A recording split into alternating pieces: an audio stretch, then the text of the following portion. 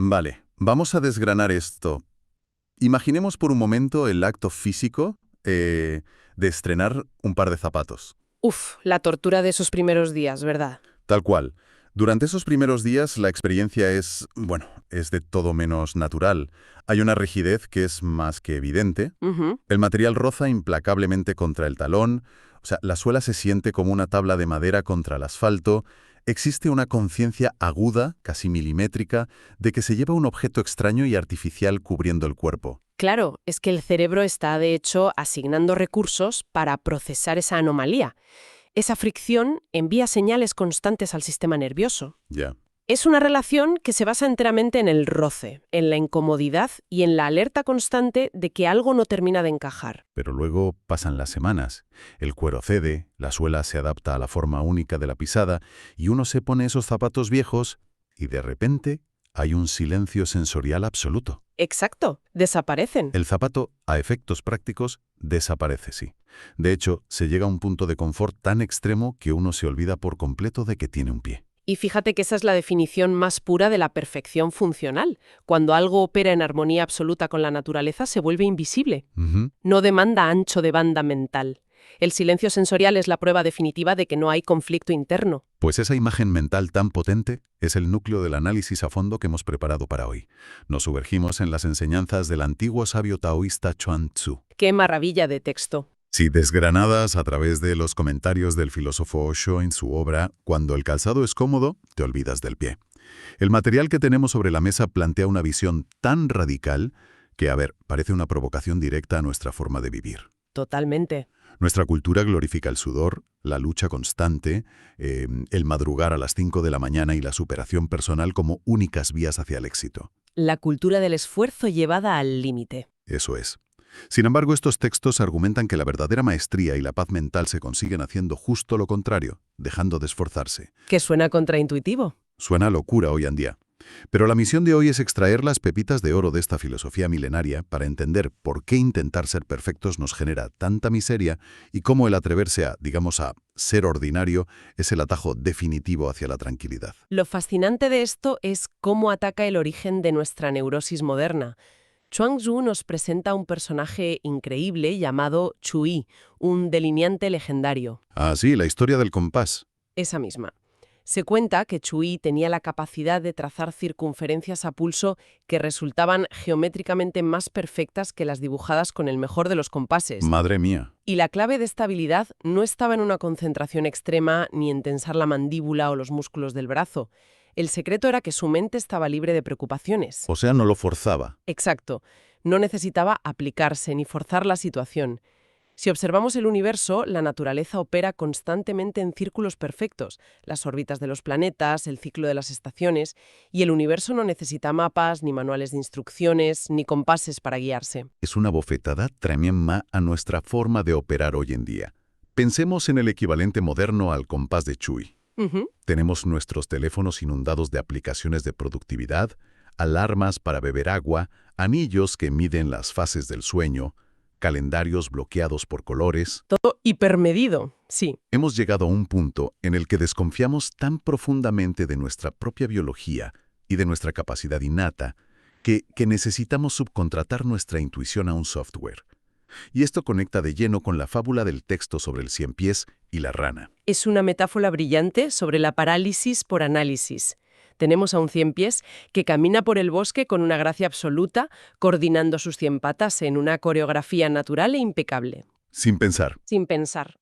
De pronto se cruza con una rana que, con mentalidad de filósofo analítico, le pregunta cómo demonios decide qué pata mover primero, cuál va en segundo lugar y cómo mantiene el ritmo sin tropezar. Y en el instante en que el ciempiés se detiene a pensar conscientemente en la mecánica de su propio caminar, tropieza, Se enreda por completo. se enreda y es incapaz de dar un solo paso más. Al igual que el ciempiés, ¿acaso la obsesión por hacerlo todo bien es exactamente lo que nos hace tropezar?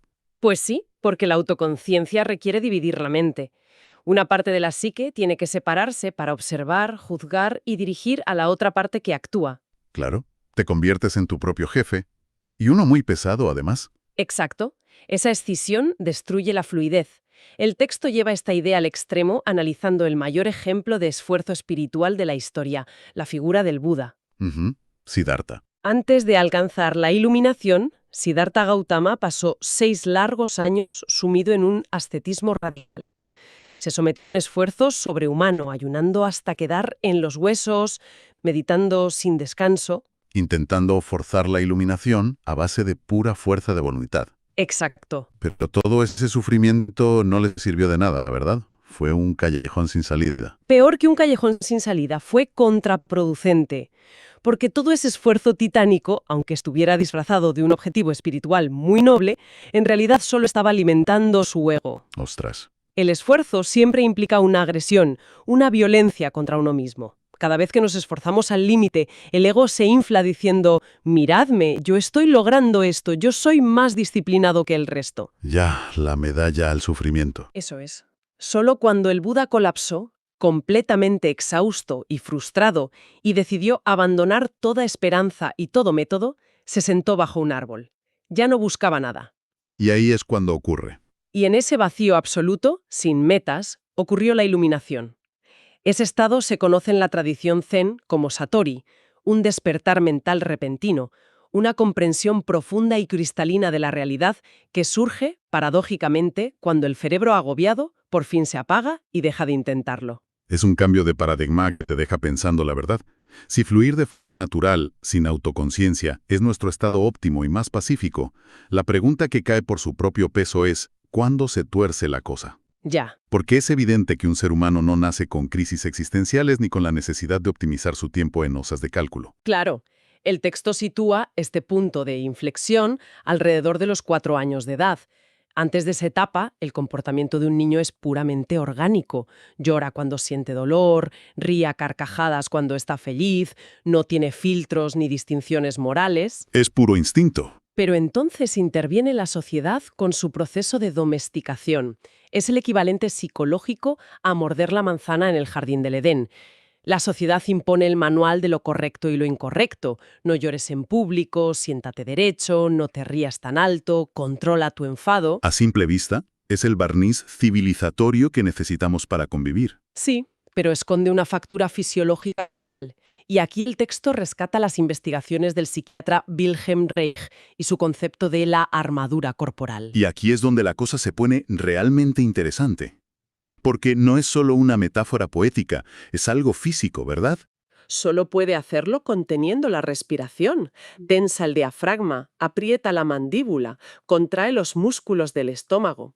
Si este proceso se repite sistemáticamente durante años, esa tensión muscular se vuelve crónica. Madre mía. El sistema nervioso se reconfigura y se cablea para la ansiedad. La musculatura se convierte literalmente en una coraza rígida que bloquea el flujo vital del cuerpo. Pasamos a vivir en un estado de alerta perpetuo, preparados para un ataque. Es escalofriante pensar que llevamos nuestros traumas infantiles y las expectativas de la sociedad convertidos en nuestra propia postura corporal. Es una carga tremenda. Y lo peor es que luego intentamos construir una vida supuestamente exitosa llevando esa armadura de plomo encima. Las fuentes mencionan un caso demoledor, el de un cirujano excepcionalmente brillante, presidente de su Colegio Médico Nacional, en la cúspide absoluta de su carrera. Sus amigos le decían constantemente que debía ser la persona más feliz y realizada del planeta. Pero ¿de qué sirve el éxito exterior si el precio a pagar es ponerse una armadura que nos asfixia? Si conectamos esto con la perspectiva general de los textos taoístas, vemos que en la intimidad, este cirujano confesaba estar sumido en la miseria más profunda. ¡Qué fuerte! Su aparente éxito era una farsa, porque su vocación real, su impulso innato, siempre había sido ser bailarín. Había llegado a la cima de la montaña equivocada, cumpliendo a la perfección las expectativas de sus padres y el guión del prestigio social, pero traicionando su propia naturaleza. Y la sociedad te aplaude por ello. Claro, la gran tragedia de la sociedad moderna es que recompensa al buen actor. Aplaude rabiosamente a quien mantiene la fachada, a quien sacrifica su yo auténtico para encajar en el molde. Los textos ilustran esta hipocresía social con una anécdota muy cómica del personaje tradicional Mullah Nasruddin. Ah, me encanta esa historia. Nasruddin va a la consulta del médico y niega categóricamente tener ningún vicio, jura que no bebe alcohol, no fuma y lleva una vida monacal. Todo esto mientras sus manos tiemblan por la abstinencia, tiene la cara enrojecida y los dedos amarillos por la nicotina. ¿Un desastre andante? Tal cual. Y cuando el médico, atónito, le pregunta qué es exactamente lo que hace con su vida, Nasruddin responda sin inmutarse. Digo, mentiras. En el mundo en el que vivimos, la falsedad es a menudo la herramienta de supervivencia más rentable a corto plazo. Quien moldea su vida entera para buscar la validación del público termina convertido en un rehén de ese mismo público. Ya, vives para la galería. Si tu bienestar depende del aplauso externo, cada decisión que tomas es un parche temporal sobre un vacío enorme. Las fuentes taoístas nos llaman la torre del espíritu. Este núcleo interior que funciona con una inteligencia estable, siempre y cuando no interferamos con nuestros cálculos egoístas y nuestra necesidad de agradar. Vale, llegados a este punto de la reflexión, digamos que alguien reconoce esta dinámica. Se da cuenta de que vive atrapado bajo esa armadura de falsedad y siente el peso aplastante de la ansiedad. Ujú. El instinto automático, la reacción visceral que todos tenemos hoy en día, es intentar solucionarlo. Decimos, tengo que ir a terapia para destruir mi envidia, tengo que meditar para aplastar mi ira, tengo que mejorar. O leerme 20 libros de autoayuda. Exacto. Sin embargo, estos textos advierten que esta cruzada de automejora es una trampa aún más tóxica. Y para explicarlo, utilizan la parábola del hombre y su sombra. Es una de las imágenes más precisas de cómo la mente humana se sabotea a sí misma. La parábola habla de un hombre que sentía un repudio tan absoluto por sus propios pasos y por su propia sombra que tomó la decisión de huir de ellos. Una locura. Su lógica le dictó que, si corría lo suficientemente rápido, lograría dejarlos atrás. Pero la física es implacable. Cada vez que su pie impactaba contra el suelo en su carrera, generaba un nuevo sonido, un paso aún más fuerte. Y por mucha velocidad que alcanzara, la sombra seguía pegada a sus talones sin hacer el menor esfuerzo. Es como intentar apagar un incendio forestal lanzándole vidores de gasolina. Totalmente. La mente de este hombre llega a una conclusión disparatada pero internamente coherente. Si todavía escucho mis pasos, es que soy un fracasado que no corre lo bastante rápido. Así que acelera, corriendo de forma frenética, hasta que sus pulmones colapsan y cae muerto por agotamiento extremo. Trágico y absurdo a partes iguales. Lo que este hombre fue incapaz de comprender es que la sombra y los pasos no son enemigos externos, son fenómenos inseparables de su propia existencia física bajo la luz del sol. Aplicado a nosotros, los ideales de perfección moral son la gasolina en nuestro fuego interno. Ese es el error de cálculo de nuestra psicología. La mente racional opera bajo un sistema binario muy básico. Ante un problema, o huimos de él o lo atacamos frontalmente. Pero cuando el problema es una parte de tu propia psique, no puedes aplicar esa lógica. Ya, no puedes huir de ti mismo. Claro, si le declaras la guerra a tu propia agresividad o a tus deseos, estás dividiendo tu casa en dos bandos. Estás usando la mitad de tu energía vital para intentar estrangular a la otra mitad. Es la receta perfecta para el agotamiento crónico, el famoso burnout. O sea, estamos en guerra civil constante. Exacto. Las personas que intentan forzar una fachada de bondad extrema, reprimiendo violentamente sus instintos más oscuros, acaban siendo bombas de relojería llenas de resentimiento. La solución que plantea la parábola para lidiar con la sombra es casi ridícula por lo sencilla que es, y por eso nuestro intelecto sofisticado la rechaza de plano. Pero bajemos al barro. Si tenemos un jefe profundamente tóxico que nos hace la vida imposible, o una ansiedad económica que no nos deja dormir, en lugar de correr más rápido para huir de nuestras inseguridades, ¿cómo encontramos esa zona sombreada en la vida real? Porque la idea de simplemente sentarse e inmovilizarse suena a tirar la toalla y dejar que el mundo te pisotee. Esa es la trampa de la interpretación occidental. Sentarse en la sombra, o lo que en el budismo zen se practica como zazen, no es sumisión ni cobardía. Es un estado de no resistencia interna. A ver, explícame eso. Si sientes una ira profunda hacia ese jefe tóxico, la clave no es sonreír falsamente reprimiendo la rabia, ni tampoco dejarte llevar por un ataque de furia destructiva. Se trata de observar esa ira emerger en tu cuerpo sin juzgarla, sin ponerle la etiqueta de emoción prohibida. Ah, o sea, dejar que pase. En el momento en que dejas de luchar internamente contra lo que ya estás sintiendo, la emoción pierde su poder de asfixia. Al aceptar la sombra, la energía que desperdiciabas en pelear contigo mismo vuelve a estar disponible. ¿Tiene sentido? Desde ese estado de claridad cristalina, y no desde la reacción ciega, puedes tomar la decisión externa que haga falta, ya sea poner un límite firme o buscar otro empleo, pero sin estar envenenado por dentro. Pues esa claridad interna nos lleva directamente al siguiente punto crucial del análisis: cómo se percibe esa calma desde el exterior. Porque en nuestra sociedad confundimos constantemente la reactividad con la fuerza. Creemos que el que más grita es el líder. Ya, el que da golpes en la mesa. Eso es. Para desmontar este mito, los textos nos regalan la historia del entrenador de gallos del emperador, Chi Jing-zu. Es un relato que redefine por completo la anatomía del poder. El emperador confía a Chi Jing-zu la tarea de entrenar a su gallo de pelea. Tras los primeros 10 días de entrenamiento, el emperador exige saber si el animal está listo para la arena. El entrenador le dice que en absoluto. Ujú. El gallo, explica, está lleno de fuego, arrogante, dispuesto a saltar a la yugular del primer ave que se le cruce. Para nuestra mentalidad corporativa moderna, ese sería el candidato ideal, el empleado proactivo y agresivo. Claro, diríamos que está hipermotivado y listo para comerse el mundo. Pero para la mirada de un maestro taoísta, esa agresividad descontrolada es el mayor síntoma de debilidad y miedo. Pasan otros 10 días y el gallo aún se altera al escuchar a sus rivales a lo lejos. Todavía reacciona. Sí. Tras 10 días más, el ave mantiene una mirada fiera y desafiante. Sigue reaccionando a los estímulos del exterior. Finalmente, en la última fase del entrenamiento, el maestro anuncia que está listo. ¿Y qué ha cambiado? El gallo ahora parece transformado. Escucha los cantos amenazantes de otros gallos y ni siquiera parpadea. Permanece inmóvil, imperturbable, pesado y silencioso como un pedazo de madera tallada. Y la genialidad de la historia es que, al soltar a ese gallo de madera en la arena, los demás gallos de pelea lo observan, entran en pánico ante esa quietud absoluta y huyen despavoridos sin llegar a rozarlo. Entonces, ¿qué significa todo esto? Esto plantea una pregunta crucial sobre qué es la fuerza real. Claro, porque hoy en día vemos a alguien ganando una acalorada discusión en redes sociales o dando voces en una sala de juntas y pensamos que ahí hay un ego poderoso.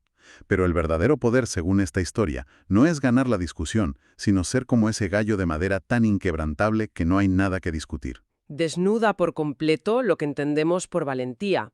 El ego es, por su propia arquitectura psicológica, una estructura extraordinariamente frágil. Es un castillo de naipes que necesita defender su territorio constantemente para sentir que existe. Por eso salta a la mínima. Por eso busca el conflicto, el choque le reafirma. La valentía tradicional que admiramos a menudo es solo cobardía bien gestionada, el miedo disfrazándose de ataque preventivo. Pero un Buda, un sabio verdadero, no es ni cobarde ni valiente, sino simplemente ha disuelto el ego que necesitaba ser defendido. ¡Ostras! ¡Qué buena forma de verlo! Si no hay un yo narcisista que proteger, el oponente se encuentra lanzando puñetazos al aire. El conflicto se desintegra porque le falta la otra mitad de la ecuación. Es una fortaleza invulnerable. Pero, seamos honestos, hay una trampa enorme esperándonos aquí. A ver. Supongamos que alguien logra cultivar un poco de esa calma inquebrantable del gallo de madera. Inmediatamente, la tentación de la mente humana es hacerle una foto a esa calma y subirla a Instagram, ¿no? Jaja, totalmente. El ego espiritual. Queremos capitalizar nuestra sabiduría, que el mundo sepa lo zen e iluminados que somos. Y aquí es donde entra la advertencia más severa de todo el texto sobre el peligro letal de exhibir nuestras virtudes. La historia de la montaña de los monos y el príncipe de Gu es una tragedia que lo ilustra a la perfección. Es un relato oscuro y de una precisión quirúrgica. Tenemos al príncipe de Gu, que navega con su séquito fuertemente armado hacia una montaña poblada por monos. ¿Vale? Ante la llegada de los humanos, los animales, guiados por su sano instinto de supervivencia, huyen aterrorizados hacia las copas más altas de los árboles. Todos se esconden, excepto uno. Un solo mono decide quedarse a la vista, saltando de rama en rama, haciendo piruetas y demostrando una agilidad espectacular, en un claro intento de impresionar a los invasores. Exhibicionismo puro y duro. Tal cual. El príncipe, para poner a prueba su insolencia, le dispara una flecha. Y el mono, en un alarde supremo de reflejos y destreza, atrapa la flecha en el aire con la mano. Una proeza increíble, que firma su sentencia de muerte. Efectivamente. El príncipe no siente admiración, Siente que su autoridad y su ego han sido desafiados por un simple animal. Lleno de furia, ordena a sus 100 arqueros que disparen a la vez. El mono, por muy ágil que sea, es acribillado en segundos. ¡Qué barbaridad! Nos pasamos la vida intentando ser el mono que atrapa la flecha para que los demás nos aplaudan, sin darnos cuenta de que eso solo atrae más flechas. Esa es la moraleja taoísta. La naturaleza básica de un mono es imitar y buscar la atención. Pero cuando un ser humano adopta esa misma actitud, cuando hacemos ostentación de nuestra inteligencia, de nuestra cuenta bancaria o incluso de nuestra superioridad moral, estamos invitando a la destrucción. Y encima, la ironía del final de la historia. La ironía suprema. Tras la masacre, el príncipe se gira hacia su consejero, Yen Pui, y le dice: «Aprende de esto. No confíes en tu talento ni te exhibas al tratar con los hombres». Le da una lección magistral de humildad, mientras él mismo acaba de cometer un acto de arrogancia y violencia absoluta. A ver, es una parábola redonda, pero chocamos de bruces con la realidad en la que vivimos. Estamos inmersos en una economía de la atención. Si en mi trabajo soy un mono ordinario que no hace ruido y no atrapa flechas para que las vea el jefe, me quedo estancado, me despiden o nunca me suben el sueldo. ¿Cómo encajamos esta idea de ocultar la propia luz con la necesidad mundana de pagar las facturas? Es una distinción crucial. Yen Pui, el consejero que presencia la escena, entiende perfectamente la diferencia. Las fuentes relatan que regresa a su hogar, se despoja de sus adornos de prestigio y aprende a ser una persona ordinaria, haciendo su trabajo sin buscar aplausos. O sea, no se vuelve un incompetente. Para nada. Ocultar la luz no significa hacer mal tu trabajo, significa ejecutar tu labor con excelencia, pero eliminando la necesidad patológica de que el mundo te venere por ello. El peligro surge cuando atamos nuestra autoestima al aplauso externo. Ya, cuando dependes de los likes, literal o metafóricamente. En ese momento, dejamos de ser individuos libres y nos convertimos en artículos de consumo en el escaparate social, monos imitando a monos. Lo verdaderamente valioso de una persona es como una semilla. Si sacas una semilla a la acera para exhibirla bajo el sol, se seca y muere. Necesita la oscuridad, la humedad y el anonimato de la tierra para poder germinar y echar raíces profundas. ¿Qué recorrido tan inmenso hemos trazado hoy a través de estos textos? Hemos empezado observando la fluidez mental del delineante que se olvida del compás. Ujú. Hemos visto la locura del hombre que corre hasta reventar para huir de sus propios pasos. Hemos comprendido cómo el entrenamiento del gallo de pelea culmina paradójicamente en la inmovilidad de una estatua de madera.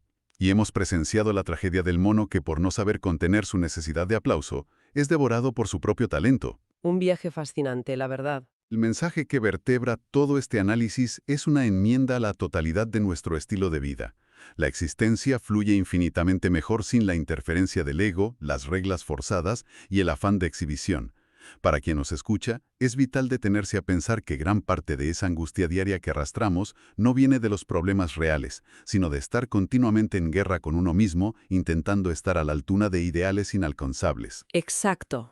No hay ninguna necesidad cósmica de demostrar a nadie lo extraordinario que se es. La auténtica genialidad es tener el valor de ser valientemente ordinario.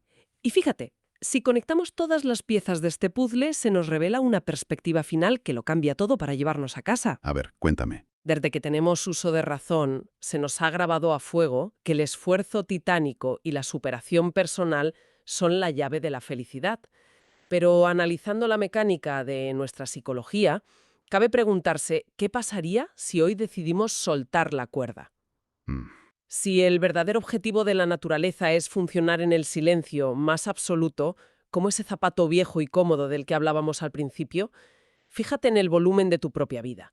¿Cuál es el ruido más ensordecedor que escuchas ahora mismo en tu cabeza? Qué buena pregunta.